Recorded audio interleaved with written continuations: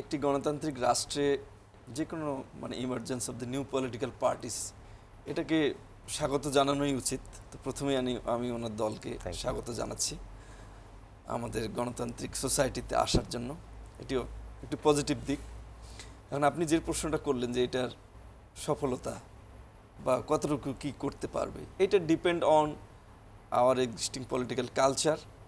অর্থাৎ উনি যেমনটি ব্যাখ্যা করলেন ওনার দলের লক্ষ্য উদ্দেশ্য, এক্সিস্টিং পলিটিক্যাল কালচার বলতে আমাদের যে এক্সিস্টিং পলিটিক্যাল পার্টিগুলো রয়েছে তাদের যে বিহেভিয়ার, তাদের যে কথা, এই যে ট্রেডিশনাল ওয়েতে তারা যে চলছে, এবং পাশাপাশি একটা ট্রেন্ডস এখন তৈরি হয়েছে যে নতুন জুলাই অভ্যুত্থান হয়েছে, এখানে জনগণের নতুন চাওয়া পাওয়া তৈরি হয়েছে।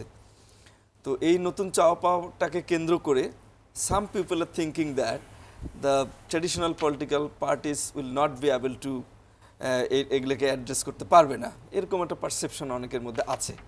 তো আমার ধারণা যে নতুন পলিটিক্যাল পার্টিগুলো যারা আশা চিন্তা করছে বা আসছে, বা জনতার দল যেভাবে আসলো বা এনসিপি যেভাবে আসলো, তাদের হয়তো এরকম একটা পারসেপশন রয়েছে যে তারা এই পুরনো দিনের চিন্তাভাবনাকে বাদ দিয়ে নতুন চিন্তাভাবনা নিয়ে জুলাই অভ্যুত্থানের চেতনাকে ধারণ করে তারা হয়তো সামনে আসবে।